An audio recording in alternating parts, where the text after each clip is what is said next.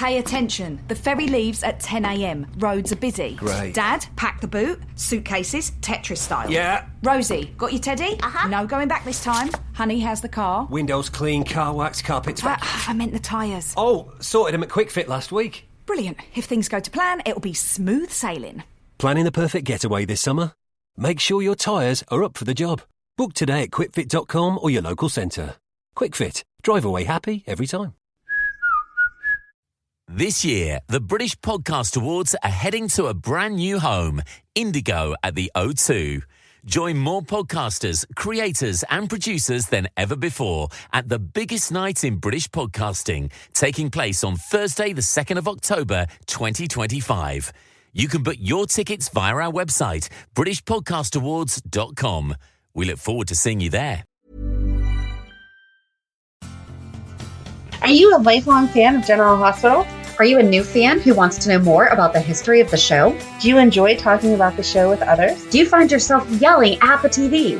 Is your self-care an hour a day in Port Charles? If so, we invite you to join hosts Amanda Kimmel and Shannon Coach at the place where all the hidden conversations take place and secrets are revealed. Meet us at Pier 54, a General Hospital fan podcast.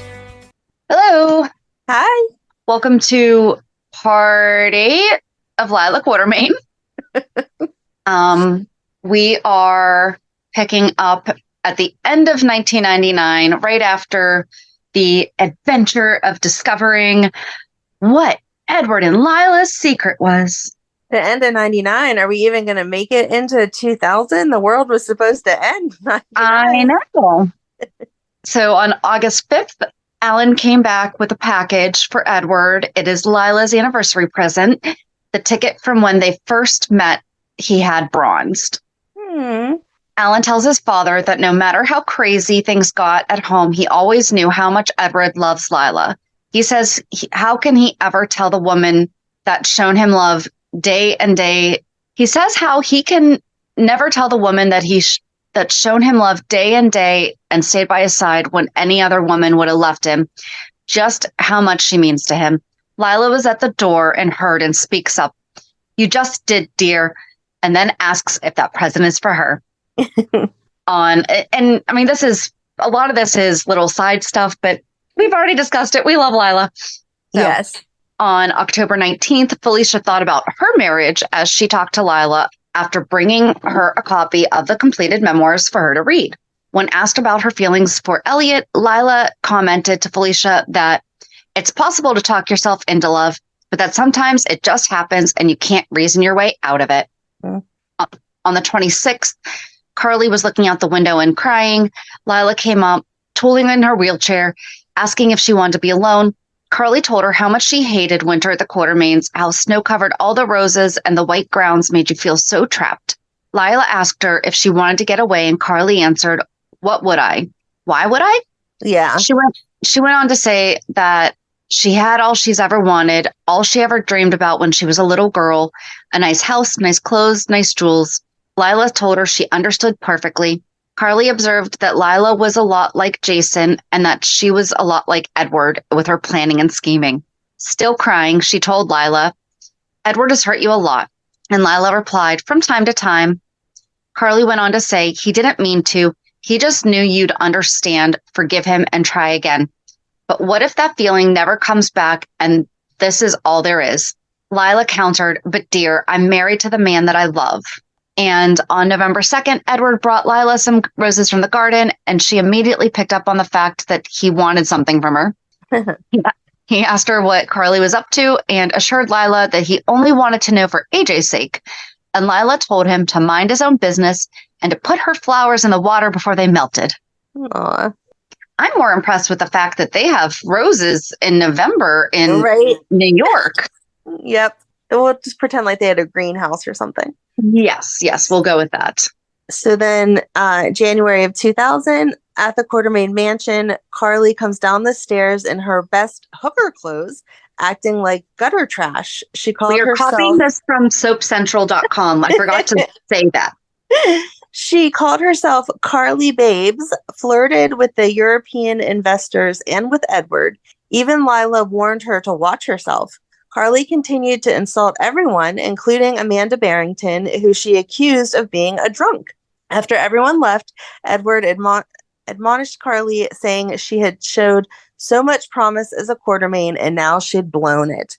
After Edward left, Lila rolled into Carly's room looking for him. Carly asked if she was mad at her, and Lila asked if she should be. Carly apologized for ruining the party and flirting with Edward, but said she was just trying to make a point. Lila asked her what that would be, and Carly said it was that she didn't belong here and neither did Michael. Lila asked her if she was sure of that or just doing what was best for her rather than what was best for Michael, and then she left. Jason said his goodbyes to a teary Emily, who begged him to stay. He promised her he would write and call. He then went to tell Lila and Monica goodbye. Lila was teary and wished him well. He said he wanted to see Michael one last time, but not where Michael could see him. He stood on the patio and looked in the French doors as Lila and Monica played with Michael. Lila caught sight of him and softly began to cry again. Jason looked on, started to leave, but was compelled to look back and then left. Afterwards, Monica shared her grief with Lila over his leaving. She told her he said he'd loved her, and that she said that she knew that she had never really lost Jason, that all the love, kindness, and inner strength the old Jason had was still there. Edward and Lila discussed Jason's departure.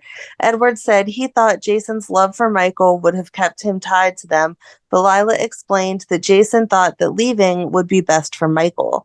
Edward recounted Jason's recovery from the accident and regretted never having told him that he was proud of him, but Lila comforted him with the idea that Jason understood Edward perfectly. Edward vowed to give AJ a chance, not that I think he'll succeed, but we owe him that. And then in February, Felicia told Mac that she had to go away that night, and he guessed it was for research for Lila's memoir.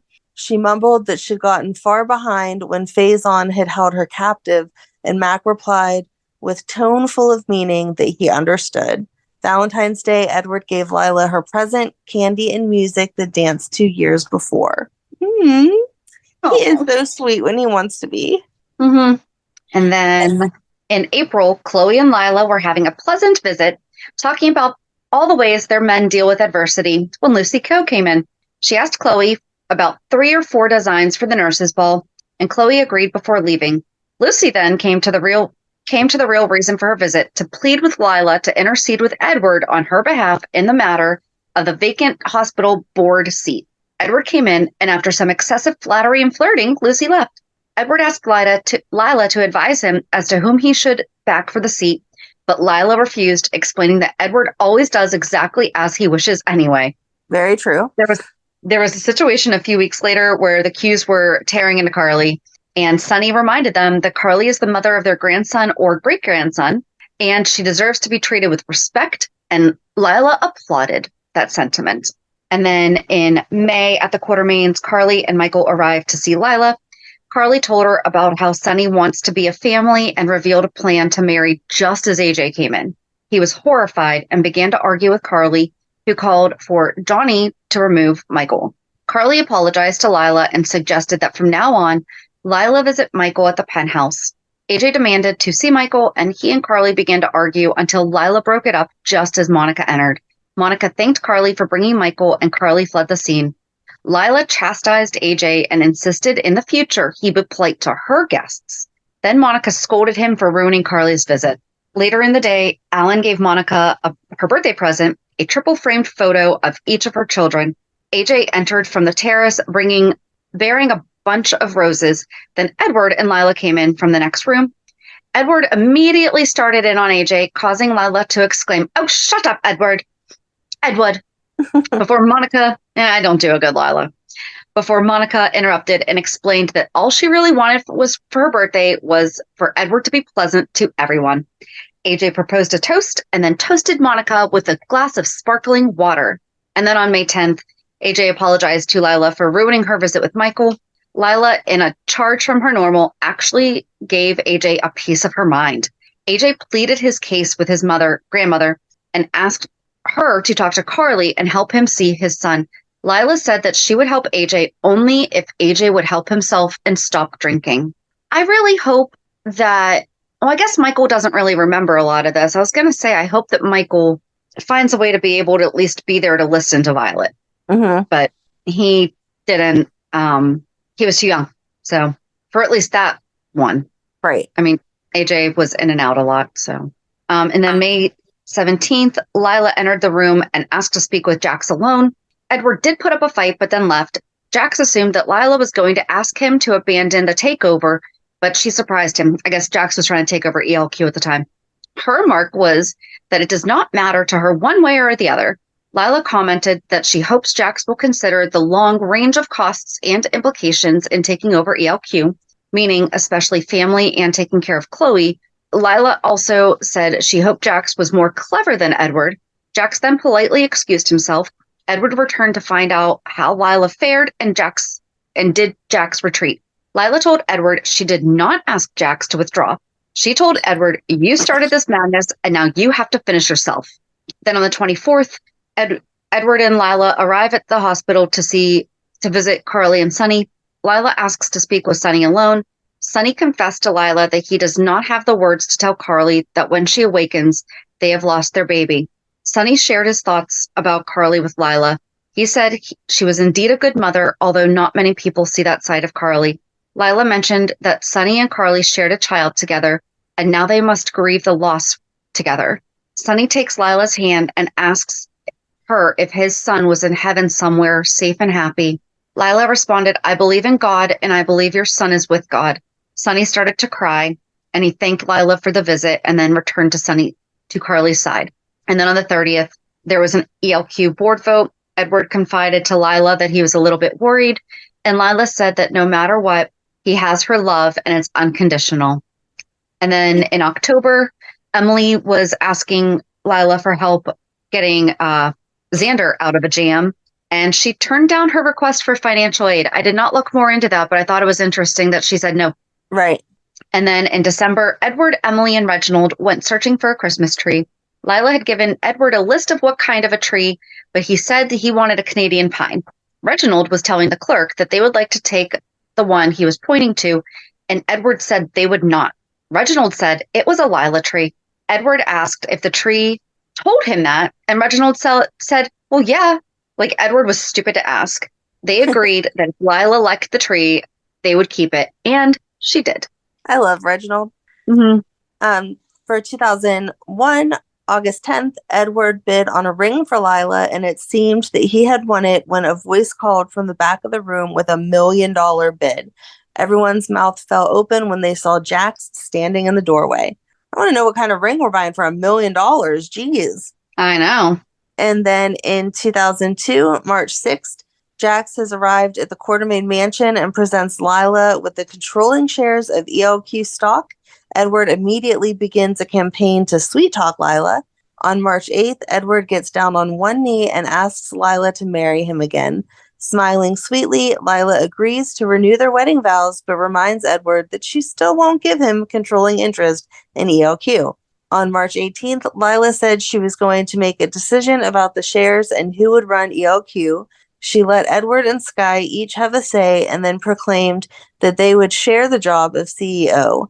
They weren't too pleased about that at all. And then in 2003, April 17th and 18th, Tracy tries to make herself at home while Edward tries to throw her out. She uses Dylan to get some sympathy, but no one buys it. Lila comes downstairs and is happy to see her.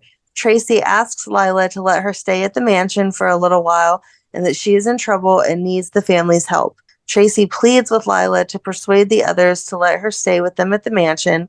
Lila warns her that if she does anything to cause trouble in the family, she will make her leave at once, and Tracy promises to be good. Skye goes to see Lila to tell her the truth. Tracy knew that Ray lied to Alan about being Skye's father.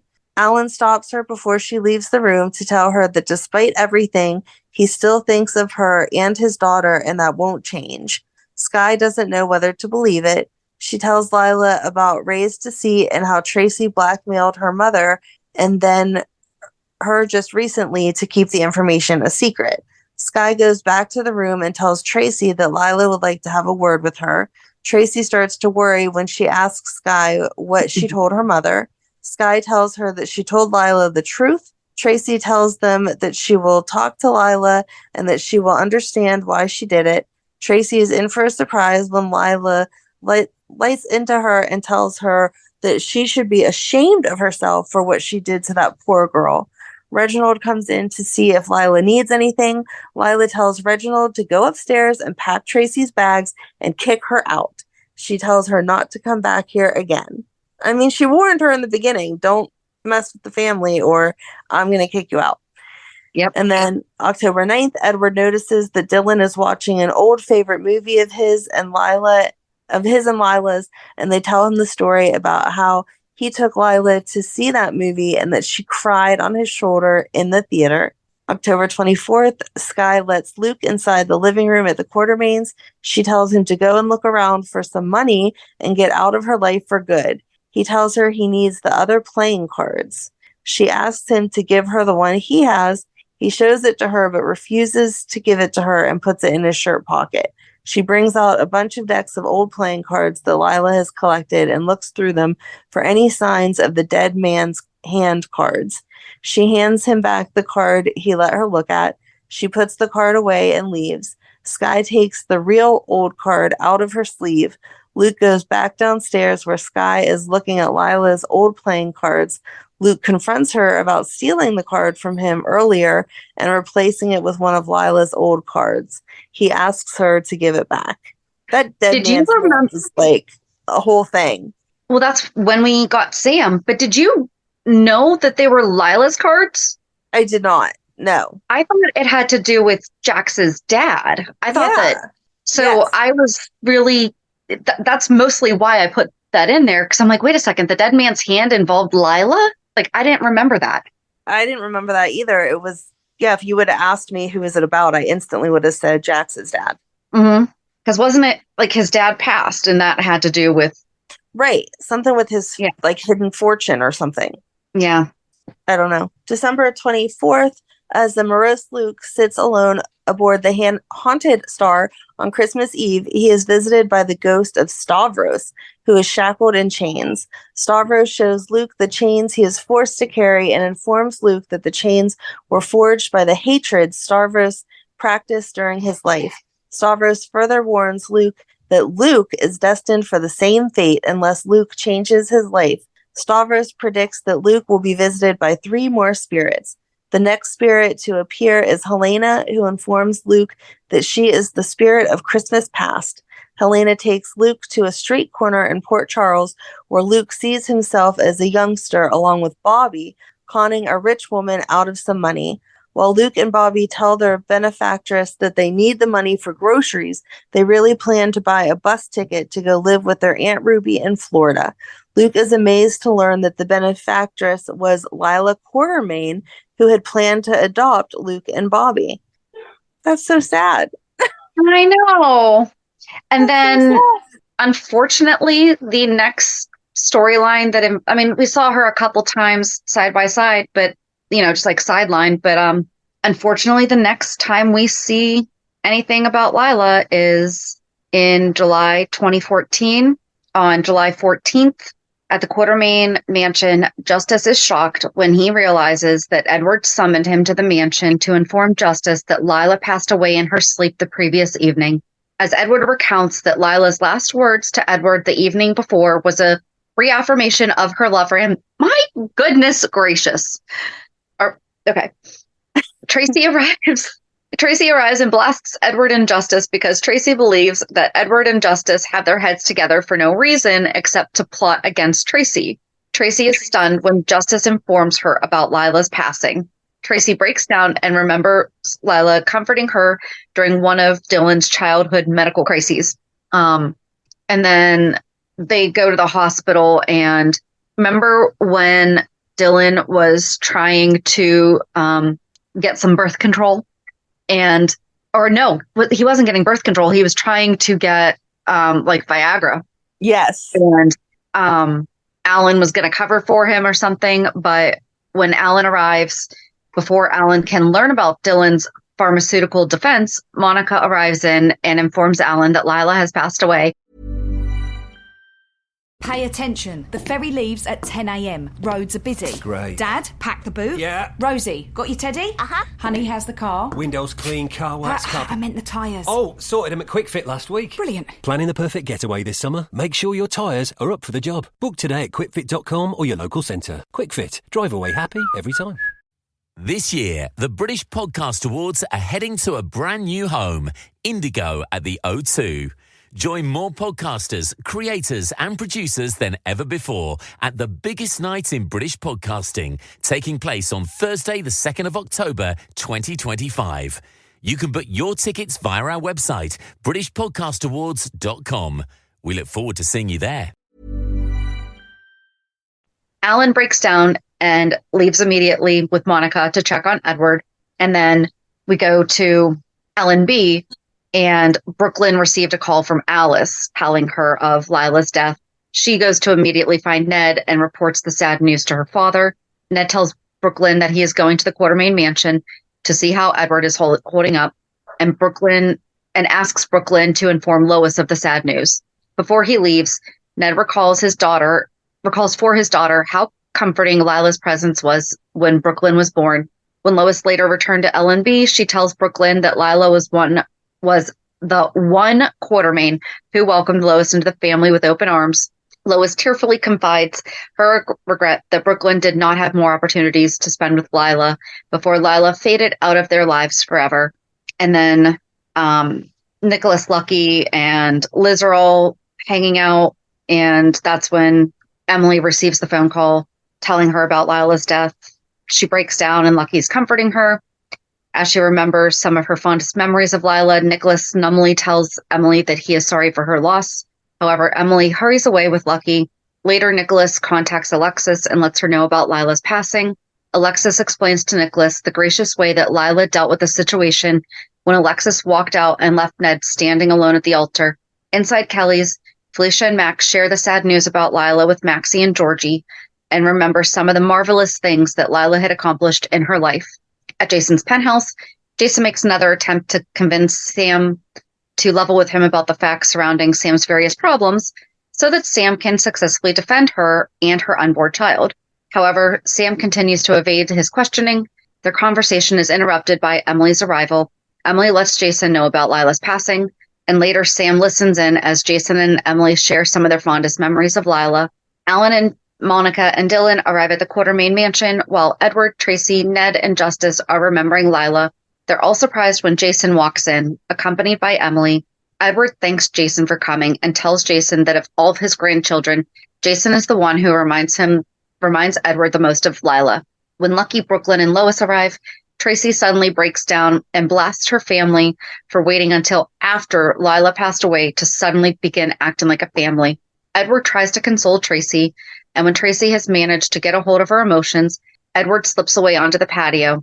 Outside, Edward notices a bowl of Lila's favorite roses from her rose garden beside one of her gardening gloves.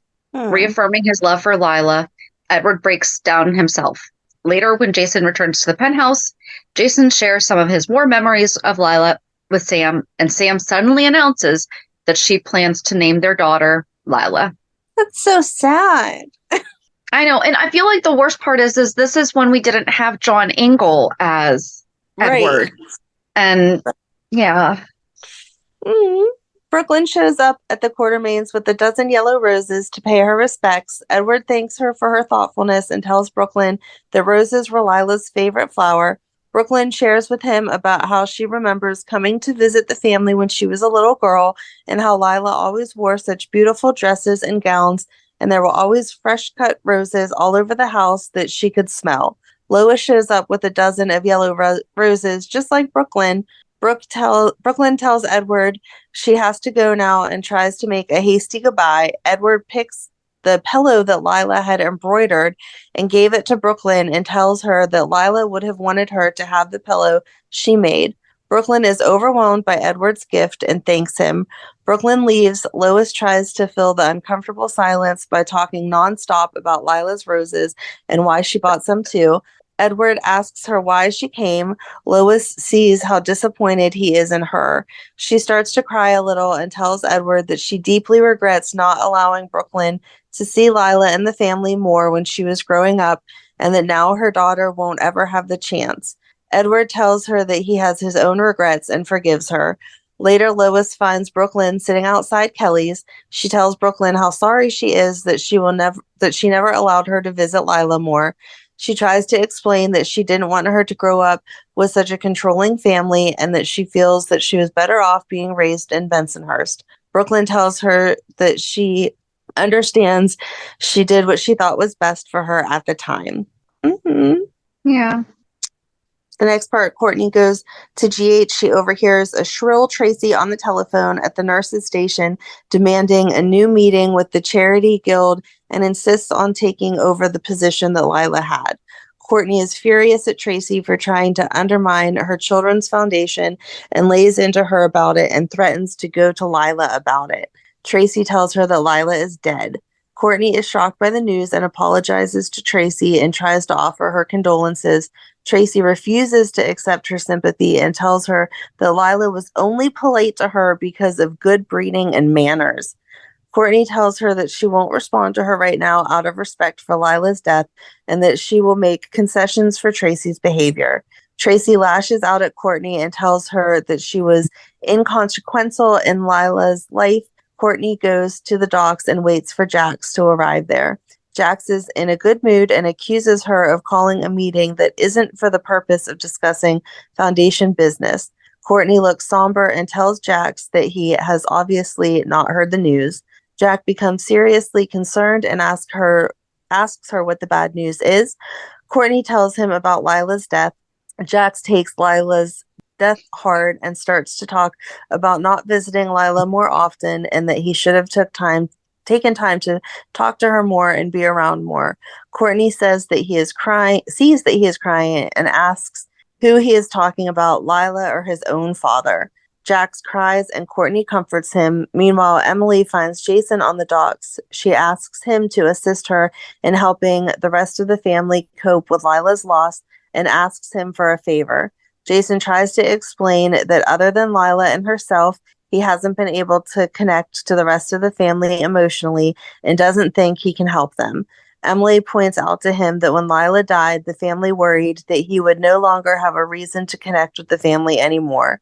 Jason reluctantly agrees to help when Emily tells him to do what Lila would have wanted him to do.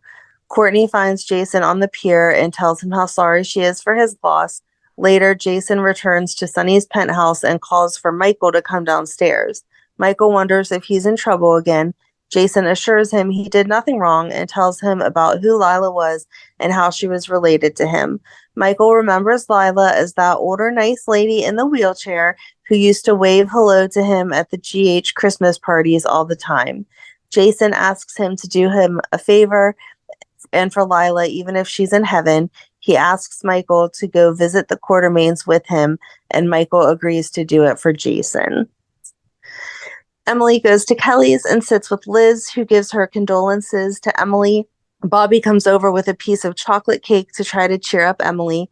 Bobby tells Emily that Lila has sort of passed the torch to her when she died, and it's up to Emily to help comfort and get the family back on track again. Lucky shows up later and talks to Liz. Liz tells him that Emily isn't handling Lila's death as well as she is letting on, and that it is up to them to help her get through this. Lucky agrees to help Emily through this loss. Jason shows up with Michael and surprises Alan and Monica. Alan worries that Edward isn't dealing with his loss very well and is bottling up his feelings inside. Michael is friendly towards Alan and Monica and cheers them up when he tells them he knows they are his grandparents and shakes Alan's hand and allows Monica to give him a hug. Jason brings Michael to the next room to see Edward. Felicia stops by and gives Edward her notes and her almost completed memoir of Lila that she has worked on for the past few years. Edward thanks her and looks at the pictures. Felicia tells him that their love story is the best one she's ever heard. Edward shows Michael some pictures of Lila. Heather Weber shows up at Kelly's with Lulu. She offers to take care of Leslie when she gets out of the hospital. When was Heather nice? I totally don't remember any of this. Bobby tells her that Leslie wishes she could be released sooner so she could go to Lila's funeral. Heather is taken aback by the news and wonders how Edward is handling it. Heather shows up at GH and runs into Tracy near the elevators. Heather recognizes who Tracy is, but Tracy doesn't seem to recognize her. Heather reintroduces herself to her. Tracy asks her if she was the woman who did all those horrible things to her family. Heather insists she has changed and is a better person. Tracy dismisses her and goes to call the elevator. Heather gives her condolences for Lila's death. Tracy refuses to accept her sympathy and tries to get away from Heather. Heather makes a comment about how Edward is really going to need comfort and support right now and offers to be a friend to him. This comment unnerves Tracy, which is exactly what Heather intended for it to do. Emily finds Monica trying to write Lila's obituary and not being able to write anything meaningful. Emily tells her that Lila didn't like obituaries anyway. Monica admits to Emily that she always envied her relationship with Lila since she has always wanted to be the person that Emily came to share her innermost secrets and thoughts, but that she thanked God for that she was able to bond with Lila in her lifetime. Alan shows up and takes comfort in seeing Emily nearby to help him. Emily returns to Kelly's after Lucky calls her. He invites her to go somewhere fun for a while to keep their minds off their troubles. Emily thanks him for the invitation and agrees to go with him. I didn't remember Heather being nice, but I guess it does make sense now. I can think about her like cozying up to Edward and how completely inappropriate that all was. Yep. Felicia hangs out at Kelly's with Bobby and tells her that she talked to Robin on the phone and Robin is going to be flying in later to go to Lila's funeral service the next day. Bobby is pleased with the news since Robin hasn't been in Port Charles for a long time to visit. Meanwhile, Faith runs into Justice at the courthouse and asks him to be her new attorney since Alexis is too distracted lately to defend her efficiently. Justice is in a hurry and tells her he doesn't have time for her right now. Faith asks him what's so important he can't help her, and he tells her that there was an unexpected death. Faith thinks that it's someone related to the mob and insists that she had nothing to do with the death, and Justice tells her it was Lila who died and that Lila was the kind of woman Faith could never hope to be. Faith apologizes and gives her condolences, and then Rick tells Alexis that he postponed a hearing they were to attend for a couple of days so that she could be around Christina and help her and the Quartermaines deal with the loss of Lila. Alexis tells him that Christina hardly remembers Lila since she was an infant when she was living with the Quartermaines. Rick tells her that he thought she would want to be there, at least for Ned. Alexis warns him to stay out of her personal business and act more professional and storms off.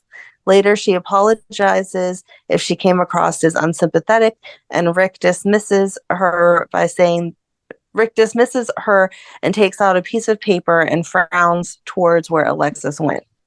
And then Friday, July 16th, in loving tribute of Anna Lee, Lila Quartermaine, 1913 to 2004. At the Quartermaine mansion, Monica and Alan spoke of Lila, and Alan admitted that he had always hoped he was his mother's favorite. Monica stated that she knew of Lila's affection towards Alan from the first meeting. Tracy entered, wanting somebody to stop all the interlopers from attending and interfering with the memorial service. She managed to enrage Monica enough to incite Monica to threaten to kick her out of the mansion, going as far as to ordering Alice to throw out Tracy's belongings. Tracy threw Rick Weber and AJ's questionable parentage into Monica's face and also questioned if AJ even knew about Lila's death. The room soon also filled with Edward, Dylan, Ned, Lois, Brooklyn, Justice, and Emily. Emily managed to break up the argument and convinced Monica to allow Tracy to stay in the house. Speaking with Alan alone, Tracy apologized for picking the fight. The siblings came to the realization that they indeed had the best mother in the world. Felicia, Maxie, and Georgie prepared for the service. Soon Bobby and Lucas arrived, followed by Lucy, dressed in red, and Kevin. And I believe that she even said, I think it was actually her wedding dress, wasn't it? And I think she said, like, she was wearing that because she always called her Mother Lila, Mother Quartermaine. Mother McQuartermaine, yeah. Did you say Mother McQuartermaine? No, I was correcting it at the same time. Mother Quartermaine. Yeah. If I had read the next sentence. Lucy recalled her wedding to Alan and the short marriage with her red wedding dress and remembered how Lila, Mother Quartermaine, had always treated her so well. There you go. Well, I guess I was right. Carly comforted Jason and reflected on how good Lila had been to her. Meanwhile, outside the church, Sonny ran into Robin Scorpio. She had just flown into town for service. She mentioned that Brenda wanted to come but could not, and that Brenda was happy and hoped that Sonny was happy too, believing that he was with the woman of his destiny, Carly. Sonny and Robin also remembered Stone, prompting Sonny to apologize for not taking care of her as he promised Stone he would. Robin said that she hadn't let him, apologized for the distance, and let him know that she loved him. When the Quartermaines arrived, Monica tried to remind Tracy of Robin, the daughter of Anna and Robert Scorpio, but Tracy couldn't be bothered. Alan had to pull her away from Sonny's presence. Jax and Courtney arrived, and Jax introduced Robin to Courtney. At this point, Robin learned of Jason's divorce and Jax's new romantic interest. When Jason arrived, he and Robin shared some time together. Jason was surprised to see her, but he was glad to see Robin happy. Robin mentioned that Brenda had told him hi, and that her time in Europe was good, getting to see her mother Anna and her old friend Brenda. Oh, Robin had fun in Europe. I was like, what are you talking? It sounded like that message was coming from Brenda. Okay. Right. Tracy welcomed Amanda Barrington to the service, and Ned greeted Alexis. Alan and Monica spoke to Lee and Gail Baldwin and reminisced about how much of the family had once resided above Kelly's. Tracy reminded them that it was because Monica had thrown Edward and Alan out of the house. Tracy tried to offer condolences to her favorite ex-husband while also trying to not offend Monica. Rick and Liz were in attendance, and Lucky was there to pay his respects and to comfort Emily. Dylan, and it says in Brook, but that's Brooklyn. It's Brooklyn, yeah. Descendants of Lila realized that Maxie and Georgie knew her better. Tony and Bobby had fond memories and mentioned how much Luke adored Lila. Monica spoke at the service, followed by Alan, who remarked that Lila liked everybody. Tracy spoke about how people wondered how she could possibly be the daughter of Lila Quartermaine, but given everything, how she was still loved by her mother and how that sustained her. She also said that Lila never stopped learning and that she would try to honor that by learning from her mother. I feel like Tracy has recently really stepped into being more like Lila. Oh, absolutely. She's like the perfect blend of Lila and Edward right now. Yes. Ned remembered that his grandmother understood his desire to perform and that she was a performer herself, always coming across as smiling, serene, and wise, what they expected her to be.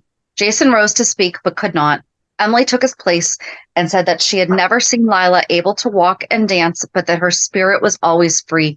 She lamented not telling her adoptive grandmother that she loved her one more time. Brooklyn sang in honor of her great-grandmother, and Edward thanked everyone for attending. He said that he believed there was a heaven and that Lila was there now. There were fond memories of Lila with Edward and her family. And then on July 28th, Lila's will states that she is leaving the bulk of her estate to the Quartermaine, who behaves the most civil over the next 30 days. And that is what we are covering next week. Oh, I can't wait. Oh, man. Are there guidelines? Like, what does that mean exactly? Yeah, exactly. I cannot wait. It's going to be good. So join us on Monday as we recap this week's shows. Oh, happy 4th of July, too. Oh, and happy 4th of July. Yes. Yes. Have a good weekend. And we'll meet you at the pier. Bye. Bye. Great job remembering a holiday. We keep forgetting them lately. I just happened to think, wait, Thursday. If you enjoyed today's show, we invite you to go to peer54podcast.com to subscribe on your favorite platform. Don't forget to leave us a review. And you can also follow us on many social media channels. Just search for Peer 54 Podcast. Also, we are not perfect, so if there is something that we missed or messed up, just let us know by emailing us at peer54podcast@gmail.com.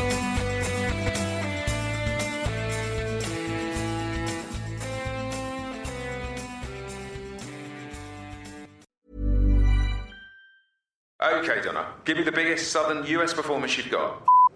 Who wrote this? Howdy, partners. If you're hankering for a good old time, mosey down to Foxy for the most rootin', tootin', really hoedown fun on this side of the Mississippi. So come, join the party today. Can I get a big old yee-haw? Foxy Bingo. Get your fox on. 18 plus, begambleaware.org. Take time to think. Pay attention. The ferry leaves at 10 a.m. Roads are busy. Great. Dad, pack the boot. Suitcases, Tetris style. Yeah. Rosie, got your teddy? Uh-huh. No going back this time. Honey, how's the car? Windows clean, car wax, carpets. I meant the tyres. Oh, sorted them at Quick Fit last week. Brilliant. If things go to plan, it'll be smooth sailing. Planning the perfect getaway this summer? Make sure your tyres are up for the job. Book today at quickfit.com or your local centre. Quick Fit. Drive away happy every time. This year, the British Podcast Awards are heading to a brand new home, Indigo at the O2. Join more podcasters, creators and producers than ever before at the biggest night in British podcasting, taking place on Thursday, the 2nd of October, 2025. You can book your tickets via our website, britishpodcastawards.com. We look forward to seeing you there. LifeLock, how can I help? The IRS said I filed my return, But I haven't. 1 in 4 tax-paying Americans has paid the price of identity fraud. What do I do? My refund, though. I'm freaking out. Don't worry, I can fix this. LifeLock fixes identity theft guaranteed and gets your money back with up to $3 million in coverage. I'm so relieved. No problem. I'll be with you every step of the way. 1 in 4 was a fraud-paying American. Not anymore. Save up to 40% your first year. Visit LifeLock.com/podcast. Terms apply.